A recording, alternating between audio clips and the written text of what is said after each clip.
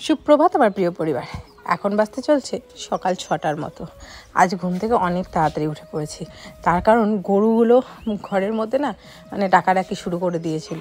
ওদের তো মানে ঘুম থেকে মানে সূর্যের আলো উঠতে উঠতে ওদেরও ওঠার দরকার, মানে উঠে পড়ে, তো যার কারণে ঘরের মধ্যে ডাকাডাকি করছে। তারপরে তাড়াতাড়ি করে তোমাদের দাদাভাই ঘুম থেকে উঠে গরুগুলো বের করলো, আর তখন আমিও উঠে পড়লাম, কারণ ভাবলাম যে না, ঘুম থেকে তাড়াতাড়ি যদি উঠে পড়ি বাসি কাজগুলো সমস্ত কিছু মানে সেরে নিতে পারবো। তো ঘুম থেকে উঠেই এদিকে আমি ঘর ঝাড় দিতে, উঠান ঝাড় দিতে লেগে পড়লাম। আর বড় ছেলে ছোটো ছেলে দুজনেই ঘুমাচ্ছিল। তো তারপরে না আমরা উঠে পড়েছি জন্য ছোটো ছেলে ঘুমাচ্ছিল, বড় ছেলে টের পেয়ে উঠে পড়েছে। তো যাই হোক, ও যখন উঠেই পড়লো তখন ওর বাবা ওকে নিয়ে একটুখানি ঘোরাঘুরি করছে, আর আমি এদিকে বাসি কাজগুলো সমস্ত কিছু ছেড়ে নিচ্ছি। উঠান ভালো করে ঝাড় দিয়ে নিলাম। আর এদিকে দেখো হলুদগুলোকে মানে এইভাবেই আছে আর কি। তো হলুদ ঠিক করতে আমি পারি না, মানে কোনটা রাখবে গাড়ার জন্য আর কোনটা সেদ্ধ করবে খাওয়ার জন্য, ভাঙানোর জন্য অতটা বুঝি না, তো সেই জন্য আর কি হলুদগুলো ওইভাবেই আছে। তারপরে বসে পড়লাম বাসনের ঢিপি নিয়ে। রাত্রেবেলা আর মাজিনি, কারণ কি বলো তো, ভয় লাগে রাত্রেবেলা বাসন টাসন মাজতে, তো সেই জন্য রাত্রে আর বাসন টাসন মাজিনি, বাসনগুলো রেখে দিয়েছিলাম। তো সকালবেলা বসে পড়লাম বাসনগুলো মেজে, আর তাড়াহুড়ো করে সমস্ত কিছু কাজ বাজ করে ভাবছি কি স্নানটা করে নেব। আর পুষ্কুকে এখন ওর বড় ঠাম্মি একটুখানি নিয়েছে, তো আমি আর তোমাদের দাদাভাই গেল খেতে জল দিতে, কারণ জলটাও তো দিতে হবে, জলটা সময় মতো না দিলে তো হবে না। তো সেই জন্য ও গেল খেতে একটুখানি জল দিতে মোটামুটি 1 ঘন্টা 2 ঘন্টা এরকম টাইম লাগে। তো এদিকে মা একটুখানি, জেঠিম শাশুড়ি মা একটুখানি রাখলো, আর আমি এদিকে তাড়াহুড়ো করে বাসন কোসন মেজে নিচ্ছি। মেজে ভাবলাম যে স্নানটা করে নিই, কারণ একবারে যদি স্নানটা করে নিই তাহলে আর আমার কোনো চাপই হবে না, সব মানে সমস্ত কিছু একদম হয়ে যাবে, আর কোনো কাজ নেই। তো সেই জন্য তাড়াতাড়ি করে আমি স্নান করে পুজোটা দিয়ে নেব। আর সত্যি কথা বলতে, তোমরা হয়তো বা ভিডিওতে অনেকে দেখেও ফেলেছো যে বাবা বাড়িতে নেই। বাবা ছোটদিদের বাড়ি থেকে বড়দিদের বাড়িতে যখন গেছিলো, বড়দিদের বাড়ি থেকে আর কি হসপিটালে ভর্তি হয়েছে। তো যেদিন ভর্তি হয়েছে সেদিন বড়দি দুপুরবেলার দিকে আর কি ফোন করেছিল, বললো যে এরকম এরকম ভর্তি হয়েছে। তারপরে তোমাদের দাদাভাই আর কি দাদাভাইকে বললো, আমাকে বললো। তো পরে মা বললো যে আমি যাই। পরে মা গিয়ে রাত্রিটা থাকলো, তারপরের দিন ছুটি দিয়ে দিয়েছে। সেরকম কিছু না, একটুখানি পেটের সমস্যা হয়েছিল। আসলে বয়স্ক মানুষ তো বুঝতেই পারো, খাওয়া দাওয়া একটুখানি এদিক সেদিক হলেই পেটের সমস্যা হয়। আর বাবার এটা আগাগোড়াই হয়ে থাকে পেটের সমস্যাটা, মানে একটুখানি মানে উল্টাপাল্টা কিছু খেলে, তো পুরি টুরি হয়তো বা খেয়েছিল, যার কারণে এরকমটা হয়েছে। তো এখন সমস্ত কিছু ঠিকঠাক আছে, চিন্তার কোনো কারণ নেই। মর্নিং বন্ধুরা, সবাইকে অনেক অনেক ভালোবাসা। তোমার হাত কোথায় কেটে গেছে সবাইকে দেখাও, বন্ধুদের দেখাও কোথায় কেটে গেছে। এই দেখো মিতাংশের হাত কেটে গেছে, লাগছে। ও হলে বাবা, মিথ্যা মিথ্যা কান্না করতেছো। সবাই ফু দাও, বলো সবাই ফু দাও, ফু দাও। ব্যথা লাগছে, তুমি দুষ্টুমি করছো, বাস দিয়ে কেটে গেছে। আরো করবা এরকম, আরো ধরবা, বাবার কথা শুনবা, কান ধরো। আমি কোনো কিছু বলার আগেই ও বলে দেয় সরি। জানা এটা। তোমার নাম কি? বাবার নাম কি? বাবার নাম। মার নাম কি? ভাইয়ের নাম কি? তোমার ঠাম্মির নাম কি? তোমার ঠাকুর দাদার নাম কি? আর তোমার বাড়ি কোথায়? তোমার জেলা কোথায়? Good boy. এ ফর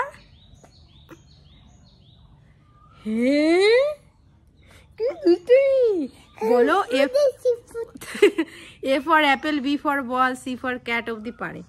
চলো বন্ধুরা, এদিকে সকাল সকাল আমার বাসন মাজা, উঠান ঝাড় দেওয়া, গ্যাসের টেবিল মোছা সমস্ত কিছু কমপ্লিট, জামা কাপড় ধোয়া, পুজো দেওয়া কমপ্লিট, স্নান করে এখন খাবার বানাবো। তো খাবার বলতে চা করব, লাল চা করব, আর তার সাথে বিস্কুট। কালকের ভাত আছে।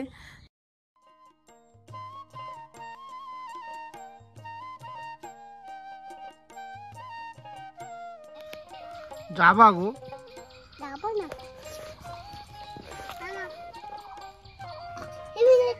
আমি নিব।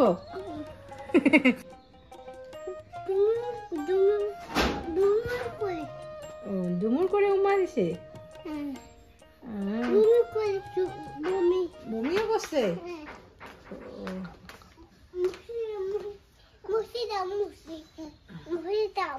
তুমি মুছে দাও, তুমি মুছে দাও, আমি পারবো না মুছে দিতে। দাও, ভাই ভাই হয়, সোনা ভাই তোমার, উঠে দিয়ে মুছে দিবে। হাত দিয়ে মুছে দাও না, তোমার ভাই তো বাবা। হাত দিয়ে মুছে দাও। সোনা ভাই তোমার। হুম হুম, হয়েছে হয়েছে হয়েছে হয়েছে। বমি করলে গো। ও ঘেন্না বানা নেকড়ানি গো। কি আনতে গেলা? নেকড়া, নেকড়া আনতে গেছে। নেকড়া, কি বুদ্ধিমান আমার ছেলে। ওটা লাগবে না বাবা, ওটা লাগবে না, ওটা রেখে আসো। এইখানে আছে নেকড়া, এই যে। ভালো, হ্যাঁ ভালো না। যাও তো একটা পাইরে দাও না, একটা পাইরে দাও না। ওই যে ওরই একটা প্যান হলে হলুদ পায়রা বলতো। এই যে নাও নাও নাও, তোমার সোনা ভাই।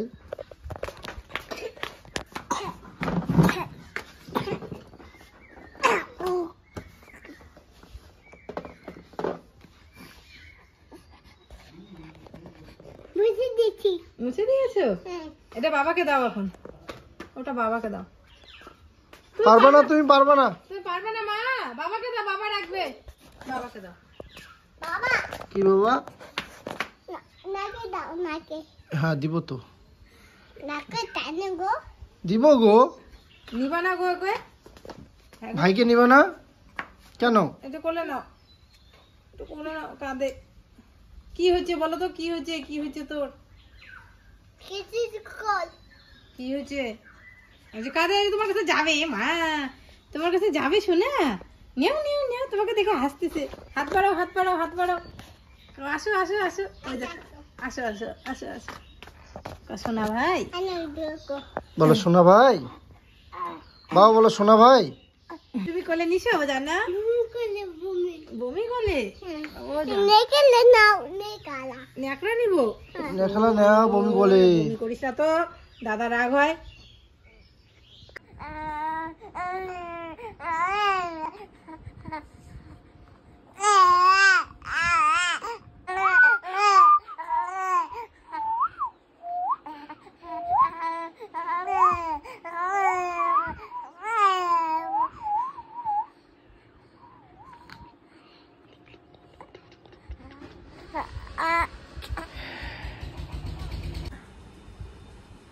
বলে কি হরিশ দাদা দুধু দিও, হ্যাঁ। আবার বলে কি, আমি বলছি কি আধা কেজি দিস, কি আধা কেজি দিও, হ্যাঁ।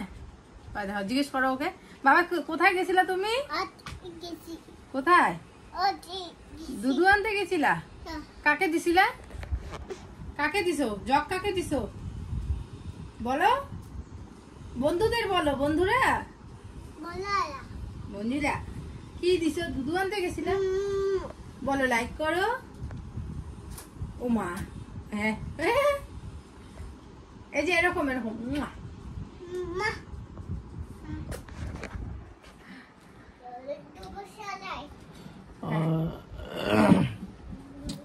এটা তো এইটা ওরা একটু আগে মিতু ঘুমাচ্ছিল। ঘুমাই নেই আমি, কোথায় বা গেছিলাম নাকি। হ্যাঁ ও ছিল না ঘরে, তা আমি পাহারা দিচ্ছি ওকে শুয়ে শুয়ে। ভাবি ভাই উঠবে।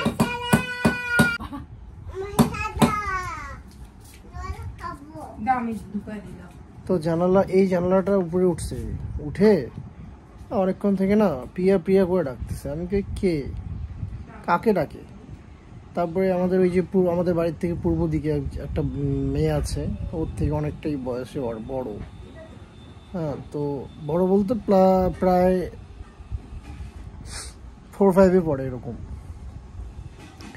তো বলছে কি যে প্রিয়া প্রিয়া, প্রথমে 2-3 বার ডাক দিল, আমি এমনি ডাকতেছি মনে হয়।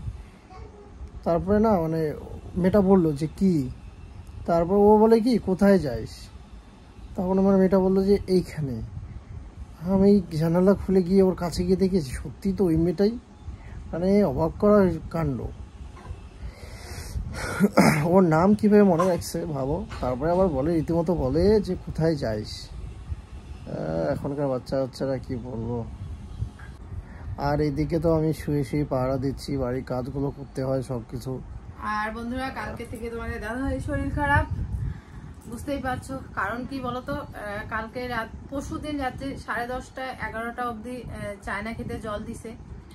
তো চায়না বাড়িতে যখন জল দেয় না, পা দিয়ে আর কি ডাবায় ডাবায় দিতে লাগে, মানে যে জায়গাগুলো ফেটে ফেটে যায় আর কি ক্ষেতটা। তো রাত্রি 10:30 পৌনে 11টা অবধি জল দিছে। কালকে সকালবেলা ভোরবেলা জল দিছে। কালকের থেকে জ্বর ভাব শুরু। তা আজকে আবার দেখি যে মোটামুটি সব কাজগুলো করতে হচ্ছে, যেহেতু মা নেই বাড়িতে, বুঝতেই পারছো। তো মাকে বললাম যে মানে মাই বললো যে আমি যাই। তো ঠিক আছে। বিষয়টা আসলে একটা কথা কি বলতো, স্বামী স্ত্রীর মধ্যে যখন দুজনের মধ্যে কারো যখন শরীর খারাপ থাকে বা এরকম সিচুয়েশন থাকে না যে হসপিটালে ভর্তি বা কিছু, তখন স্বামী স্ত্রীর মধ্যে যেই থাকো, মানে স্বামী যদি থাকে তার স্ত্রীর মনের মধ্যে যে কি হয়, সে তখন মনে হয় যে বাড়ির যা কিছু আছে সমস্ত কিছু ফেলে দিয়ে ওখানে গিয়ে পড়ে থাকি। আর একটা বউ যখন হসপিটালে ভর্তি থাকে তখন তার স্বামীর এরকমটা মনে হয় যে পৃথিবীর যে কেউ থাক হসপিটালের মধ্যে, আমি যদি যাই, আমার সামনে যদি দেখি যে হ্যাঁ আমার জীবন সঙ্গী বা আমার লাইফ পার্টনারকে আমি যদি নিজে চোখে দেখি যে শরীর ভালো না, সেটা শোনার পরে কেউ থাকতে পারবে না। আজকে যদি তানিশ সেভাবে হসপিটালে ভর্তি থাকে, আমিও কিন্তু বাড়িতে যতই বাচ্চা কাচ্চা থাকে আমি হয়তো ফেলে দিয়ে ওইভাবেই চলে যাব। এই হচ্ছে ব্যাপার, স্বামী আর স্ত্রীর মধ্যে এই ব্যাপার। তো ও যেতে চেয়েছিল, তো মা বললো যে না বাচ্চা কাচ্চা আছে বাড়িতে। আর আমার একটা কয়দিন ধরে কেন জানি না আমার মনে আমাকে ভূতে ধরছে না কি হয়েছে জানি না বন্ধুরা, রাত্রেবেলা আমি যদি ঘুমায় পড়ি, মানে হঠাৎ করে আমার এরকমটা হয়, আমি যদি চোখ লেগে যায় না, আমি বাচ্চা পাশে কান্না করলেও আমি শুনি না। তো একদিন প্রথম দিন হচ্ছে মা আমাকে দরজার মধ্যে পুরো থাপড়াইতেছে, কি গো এরকম করে। ঠিক পরে কি বাচ্চাটা কাঁদতেছে শোনো না, ছোটটা। আর একদিন ওইটা আরেকদিন আমি ছিলাম, আমি শুয়ে আছি, তো আমি উঠে গেলাম, মানে ও ছোট ছেলে কান্না করতেছে প্রচন্ড ঘুম থেকে উঠে। তো আমি ভাবছি ও বোধহয় টের পাইছে, তারপরে দেখি ও ঘুমাচ্ছে, মানে সারাদিনে আমি ঘুম নাই, এত জোরে জোরে ওরই পাশে কান্না করতেছে, ওই টের পাচ্ছে না। হ্যাঁ আমি অবাক হয়ে গেলাম। পরে আমি ওকে গিয়ে হাত দিয়ে ইসে করে বললাম যে ও কি ব্যাপার শোনো নাই।